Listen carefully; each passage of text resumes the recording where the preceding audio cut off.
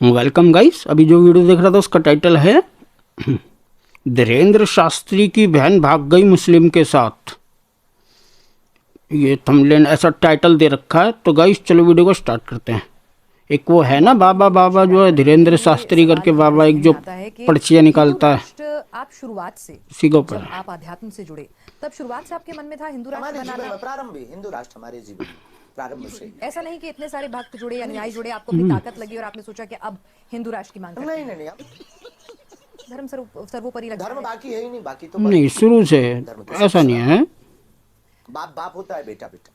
तो आप ये कह रहे हैं कि सभी धर्मों का बाप है हिंदू धर्म। बिल्कुल बेझिझक सनातन धर्म सबका आदि अनादि से है, उसी से सब प्रकट हुए, तो निश्चित रूप से वो सबका फल। भारत के बाहर किसी को पता भी नहीं ढंग से सनातन धर्म के बारे में। धर्म के लोग अपने अपनी सोच रखते हैं ऐसी ही।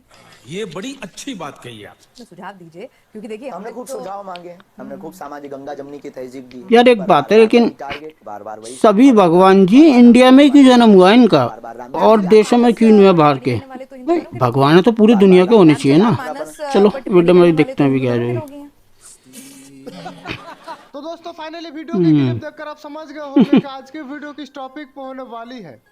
लेकिन उससे पहले मैं आपको यह बता दूं कि आज की इस वीडियो में इस धीरेंद्र शास्त्री का ये कहना है कि भारत हिंदू राष्ट्र है और अगर भारत हिंदू राष्ट्र से किसी को दिक्कत है तो भारत छोड़ के जा सकता है। और इतना ही नहीं दोस्तों, बल्कि फिर इस पत्रकार ने भी इस धीरेंद्र शास्त्री की अच्छी तरीके से रिलाई की है। तो इस वीडियो को शुरू से लेकर एंड तक जरूर देखो और अपना कमेंट में जरूर बताएं। और बागेश्वर धाम की महिमा विगत 3 पीढ़ियों से अनवरत है।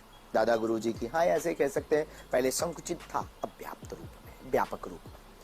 तो सदुपयोगता निरंतर से रही। सनातन सनातन सनातन, सिर्फ सनातन। हिंदू राष्ट्र और सनातन क्या लगता है?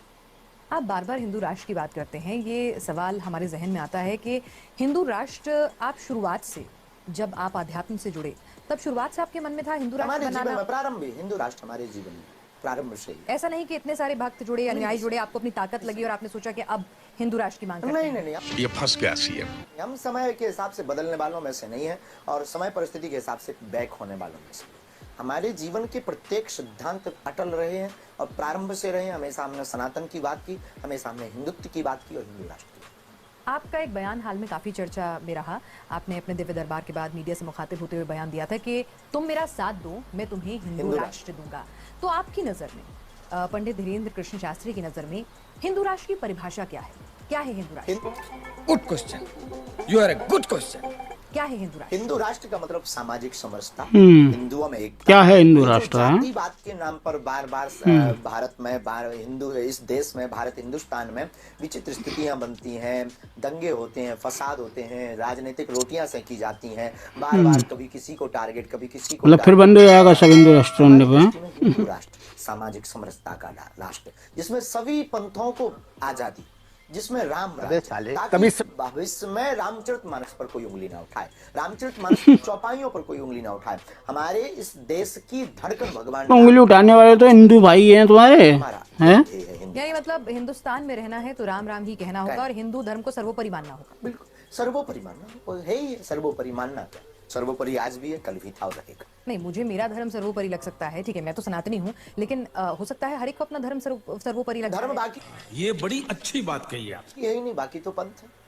धर्म तो सिर्फ सनातन है। बाप बाप होता है, बेटा बेटा। तो आप ये कह रहे हैं कि सभी धर्मों का बाप है हिंदू धर्म? बिल्कुल बेझिझक सनातन धर्म सबका आदि अनादि से है, उसी से सब प्रकट हुए, तो निश्चित रूप से वो सबका फल। और यही सोच मुस्लिम, ईसाई, सिख, जैन, वो अपने अपने धर्म के लोग अपने अपनी सोच रखते हैं ऐसी ही।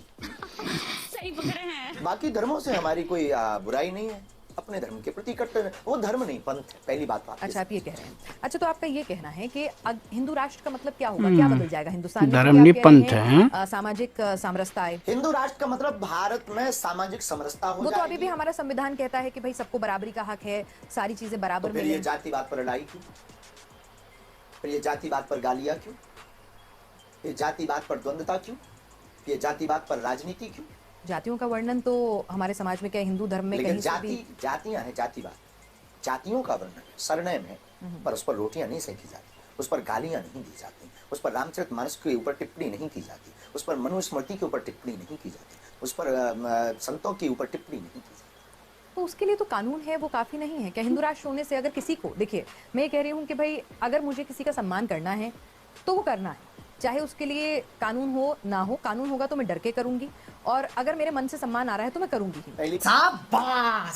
पहली बात तो आप ये समझ लीजिए, भारत हिंदू राष्ट्र है, सिर्फ घोषणा की आवश्यकता है। जिस दिन हिंदू राष्ट्र अगर आप कह रहे हैं कि मांग लेके जाएंगे तो मेरे जीवन में क्या बदल जाएगा? हमारी कोई मांग, हम सरकार से कोई मांग नहीं रखते, सरकार से अपेक्षा नहीं, हम सिर्फ सनातनीय व्यक्तियों को जगा रहे। नहीं, मैं सनातनी के तौर पर अगर हम ये सवाल पूछना चाहें कि भाई सो रहे हैं भी सारे तमाम सनातनी लोग आपको इसके सुन हिसाब रहे से हैं, हैं। जिनमें सनातनी भी हैं, दूसरे धर्म के लोग भी होंगे, आपको चाहने वाले भी होंगे, आपको ना चाहने वाले भी होंगे, बराबर ना? तो बराबर। वो सुन रहे हैं, तो उनके लिए क्लैरिटी के लिए बताइए कि कल से अगर हिंदू राष्ट्र घोषित हो जाता है तो कल से क्या बदल जाएगा उसके जीवन में? हिंदू राष्ट्र अगर होता है कल से, तो सबसे पहले तो ये जो वैमनस्यता बार बार हिंदू मुसलमानों के नाम पर की जाती है, ये बदल जाएगा। ये वैमनस्यता दूर हो जाएगी, जातियों के नाम की वैमनस्यता बदल जाएगी, जातिवाद फैलना बंद हो जाएगा, हिंदू राष्ट्र हो जाएगा तो सबके जीवन में मैं हिंदू हूँ, सिर्फ मैं हिंदू हूँ। अबे तू थोड़ा सा बहन का लोड़ा आ क्या? तो आपके मानने से कुछ फर्क नहीं पड़ता है। और फर्क कब पड़ेगा, किसी को पढ़े तो पढ़े, हमें लगता नहीं पड़ता, और ज्यादा दिक्कत तो फिर पासपोर्ट तैयार कर सकते, मतलब वो देश छोड़ के चले जाए। अगर दिक्कत आपको, मतलब या तो ये माने कि भारत हिंदू राष्ट्र है, नहीं तो देश छोड़ के चले जाए। अगर दिक्कत आपको लगती है तो छोड़ देना चाहिए। तो दोस्तों, इस धीरेन्द्र शास्त्री का डायरेक्ट कहना है कि भारत हिंदू राष्ट्र से अगर किसी को दिक्कत है तो भारत छोड़कर जा सकता है।